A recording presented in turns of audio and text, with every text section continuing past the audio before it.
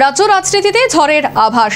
সাম্প্রতিক ঘটনায় মাথার সঙ্গে জোট ধর্ম বজায় রাখা বা না রাখার ব্যাপারে দলীয় প্রভাবের সঙ্গে আলোচনা হয়েছে বলে জানালেন প্রদেশ বিজেপির সভাপতি।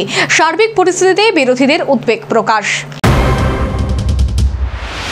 সিভিল সোসাইটির পর্দার আড়ালে তীব্রামাথা সমর্থিত ত্রিপুরা বন্ধে বৃহস্পতিবার রাজ্যের একাংশে যে হিংসাত্মক কার্যকলাপ ঘটেছে তা বিরল এবং নেক্কারজনক বলে চতুর্দিকে নিন্দার ঝড়। বিশেষ করে কমলপুরের শান্তির বাজারে বন্ধ সমর্থকদের দোকানে দোকানে হামলা, একাধিক দোকান ভাঙচুর, রাবার বোঝাই লরি আগুন দিয়ে পুড়িয়ে দেওয়া, ব্যবসায়ী ও সরকারি কর্মীদের উপর প্রাণঘাতী হামলার ঘটনায় রাজ্য জুড়ে আলোড়ন পড়েছে। কমলপুর শান্তির বাজারে বন্ধ সমর্থকদের হিংসায় ন্যূনতম 10 থেকে 12 জন আহত হয়েছেন। আজও থমথমে পরিস্থিতি। আহতদের মধ্যে 3 জন গুরুতর অবস্থায় জিবি হাসপাতালে চিকিৎসাধীন। যদিও এদের মধ্যে একজন শুক্রবার বাড়ি ফিরেছেন। আহতদের দেখে এলেন মুখ্যমন্ত্রী, বিরোধী দলনেতা, প্রদেশ বিজেপি সভাপতি তথা সাংসদ রাজীব ভট্টাচার্য, কংগ্রেস বিধায়ক, পাশাপাশি অন্যান্য রাজনৈতিক ব্যক্তিবর্গ।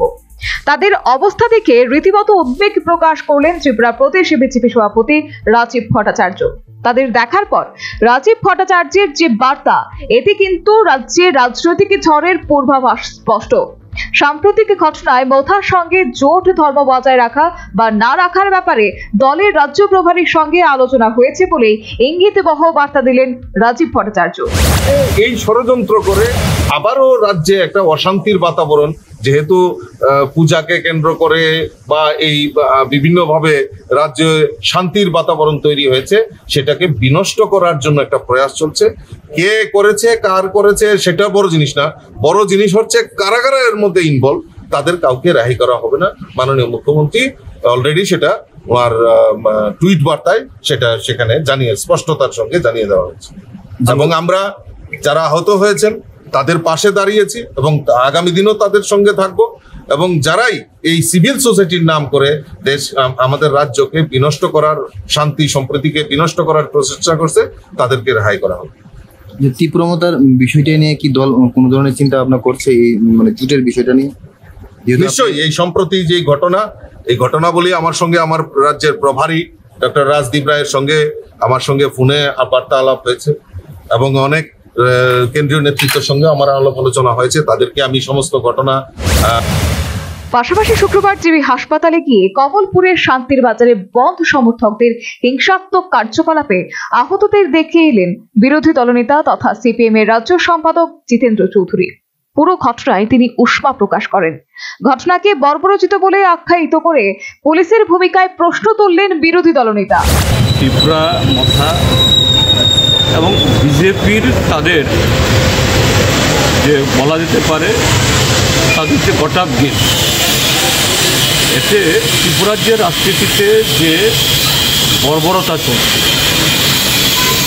তার একটা উলঙ্গ, নিকৃষ্টতম, নিন্দনীয় এই তার উদাহরণ হলো এই ঘটনা। যে একটা সংগঠন তারা বন্ড দেখেছে, পুলিশ দাঁড়িয়ে দাঁড়িয়ে তামাশা দেখেছে, আরও অন্যান্য জায়গায় যে জনগণের তাদের ধৈর্য ধরার কারণে এই জাতীয় ঘটনা যে হয়নি, এটাই আমাদের সৌভাগ্য।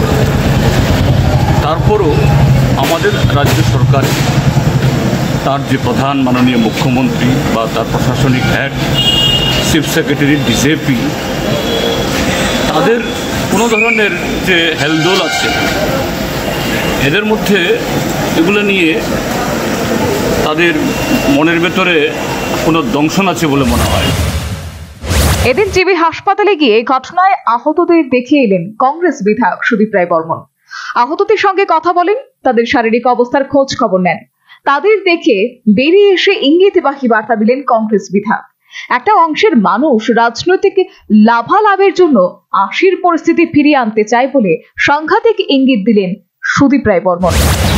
একটা জিনিস পরিষ্কার, একটা অংশের মানুষ রাজ্যে আশি পরিস্থিতি ফিরিয়ে আনতে চায় রাজনৈতিক লাভালাভের জন্য।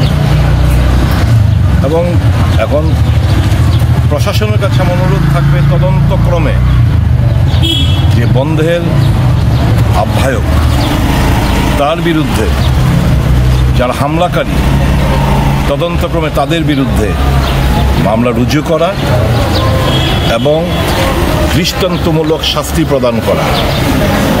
এই অরাজকতার অবসান হতে হবে, এভাবে চলতে দেওয়া যায় না।